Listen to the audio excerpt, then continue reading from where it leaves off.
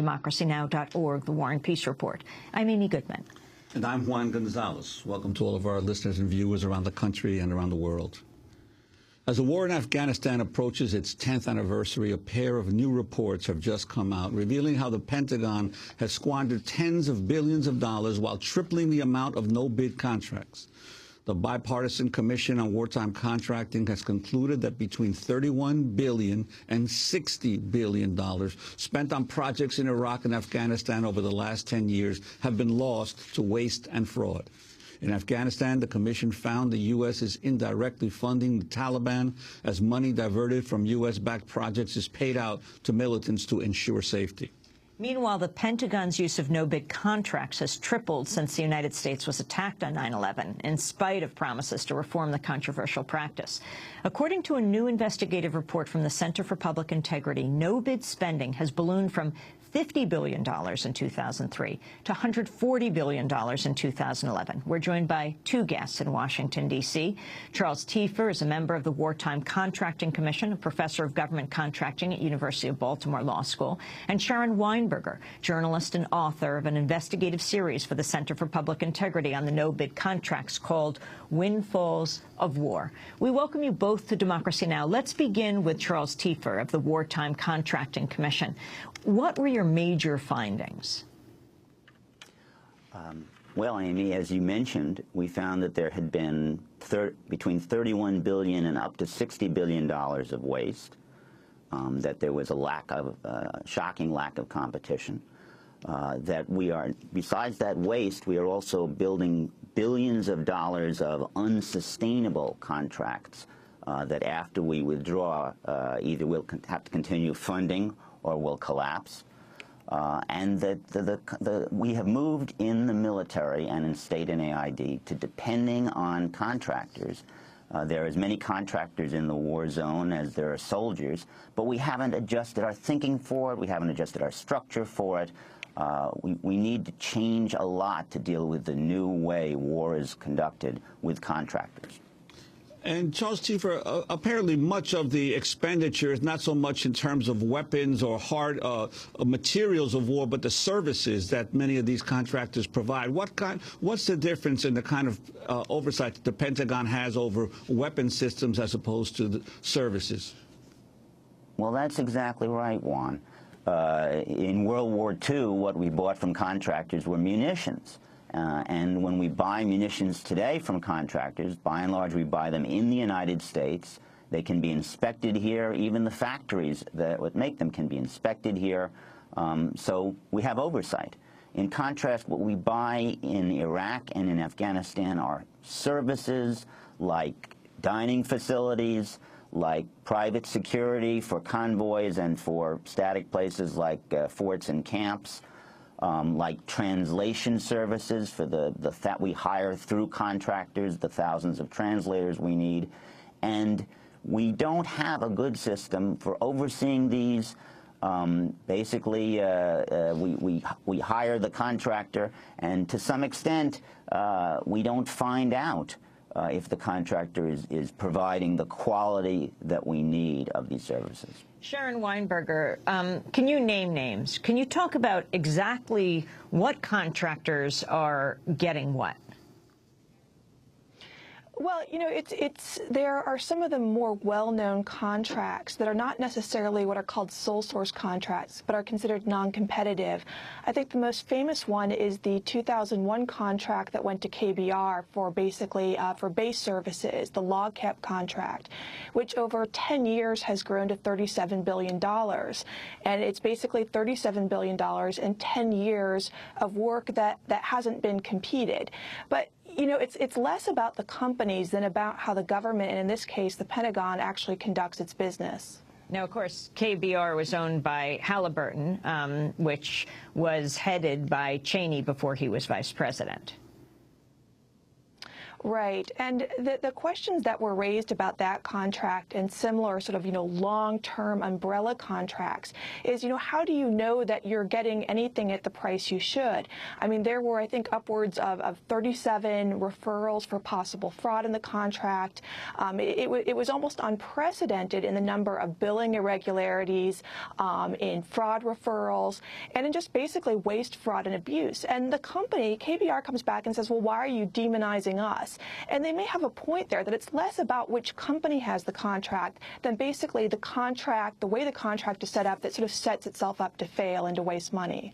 I also noted, Sharon, that there was one of the contracts, or several contracts, had to do with about $1 billion spent on Russian helicopters for Afghanistan and Iraq. Well, why Russian helicopters, and why was this a non-competitive bid? This is one of the sort of more, mysterious contracts. The reason for buying Russian helicopters for countries like Iraq and Afghanistan, there is a justification for that, which is, we need to quickly equip the militaries there so that they can defend themselves, so that they can have a functioning military, and eventually the U.S. can withdraw. And so the argument that's gone back some, 7, 8, 9 years is, well, these are countries that operated Russian and before that Soviet equipment. They know how to fly Russian helicopters, but no one actually ever really examined the logic. No one had an open competition and between U.S. helicopters or Russian helicopters. Somebody just made that decision and went forward. And in the meantime, even if you want to buy Russian helicopters, there are a number of companies that sell them. But instead, this year, the Pentagon basically gave a contract for $375 million to a Russian entity that was on a sanctions list for 2 years for selling to Iran and Syria. And it's not necessarily that there's evil intentions. There's just absolutely no oversight of it. And nobody really questions why people are doing the things they're doing. As a presidential candidate and also as president, Obama was a vocal critic of no-bid war contracts. This is what he said in March of 2009, less than 2 months after taking office. Last year, the Government Accountability Office, GAO, looked into 95 major defense projects and found cost overruns that totaled $295 billion. Let me repeat, that's $295 billion in wasteful spending. And this wasteful spending has many sources. It comes from investments in unproven technologies. It comes from a lack of oversight. It comes from influence peddling and indefensible no-bid contracts that have cost American taxpayers billions of dollars. We will stop outsourcing services that should be performed by the government and open up the contracting process to small businesses. We will end unnecessary no-bid and cost-plus contracts that run up a bill that is paid by the American people. And we will strengthen oversight to maximize transparency and accountability. And yet, Professor Tiefer, who's on the Wartime Contracting Commission, the contract competition history has ballooned from $50 billion in 2003 to $140 billion in 2011. And as the massive debate goes on around the deficit and how to pay for it, this is rarely mentioned. This has ballooned to $140 billion in 2011. There's no question that while President Obama came in, and you quoted his, the recording of his statement when he came in, enthusiastic for more competition, there has not been follow-through. During the budget debates, you do not see enough real reform. The Commission looked and found that the current system for providing services, logistic services like dining facilities, depends on what we called mini monopolies. There's one company, Fluor, that gets all the logistics work in northern Afghanistan, the new work. There's one company, DynCorp, that gets all the logistics work in southern Afghanistan. And so there's no competition over the billions of dollars in new work, none at all. But Charles Tiefer, why is that? I mean, were you able to determine whether this was a policy decision from the top, or was this because you could understand in the first year or two of a war, but now these two conflicts are the longest conflicts in U.S. history, and by now the argument that you could only do sole source or non-competitive bidding should have gone by the wayside. How is this continuing? Well, that's. The Commission held 24 hearings, several of which were on this subject. We had the top officials in the Pentagon came in, and when we asked them, why haven't you made changes, let me give you another example, although which could fit with the previous ones, a $2 billion contract for bringing in bulk food commodities in Afghanistan to Supreme Food Service. Its time was up. It was supposed to be competed. They weren't ready to compete it. It was extended another $2 billion. When we asked why, the answer came back, well, we weren't ready. We didn't have the people. We didn't have the preparations ready to conduct a competition of that. The Undersecretary of Defense, Undersecretary Carter, I asked this, and he said, well, you just sometimes have to extend these contracts. It's the wrong thing to stop the incumbent at the end of them. So as particularly the Republican lawmakers say, if we're going to aid these states that are ravaged by Hurricane Irene, first we have to see how we're going to cut the deficit. It looks like the Pentagon in this situation is absolutely a key area of focus. Sharon Weinberger, can you talk about these no-bid contracts, the companies that get them, and the amount of money they spend on lobbying to get them? You know, the problem, I'm not so sure, is necessarily the lobbying to get them. I think I agree more with sort of what Charles Tiefer is saying, that there's sort of a lack of ability or willingness to address the core problems in the Pentagon. You know, when I asked the Pentagon, for example, okay, you have this memo out, you know, you have Obama's memo, you have a Pentagon memo about decreasing sole source contracting, decreasing no-bid contracting. What are your actual goals? And they said, well, our goal is to increase competitive contracting by 2%. Well, the Pentagon only competes right now 60% of its contract dollars, which is lower than any other major federal agency.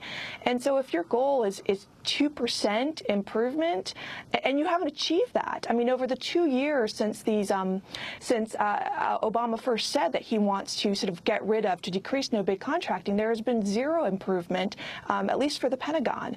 So I really think that is the core of the problem. Companies certainly do lobby to get and keep contracts, but I think that the reform has to come from the Pentagon itself. Sharon, I wanted to ask you about another concrete example, a situation where the Pentagon apparently gave a contract to a firm that was actually a separate creation of Blackwater, but Pentagon officials didn't even know that. Blackwater, the notorious firm that had all of the problems with the abuses of some of its employees overseas. How is it that the Pentagon didn't even know that this was a Blackwater effective subsidiary? Well, this, again, is the structure of the contract. So what happened is Blackwater, which has now renamed itself Z Services, when it really started having problems and getting publicity for a lot of the things that were going on, it started using sort of different names under subsidiaries, and the accusation was that they were sort of hiding their identity. In this case, there was a subsidiary called Paravant, a subsidiary of Blackwater, that had a training contract in Afghanistan, and it came out during a Senate Armed Services Committee investigation that this was indeed Blackwater. And the Pentagon probably didn't know, because this is, again, the contract to the Blackwater entity was awarded under a large sort of umbrella contract, meaning a company above them.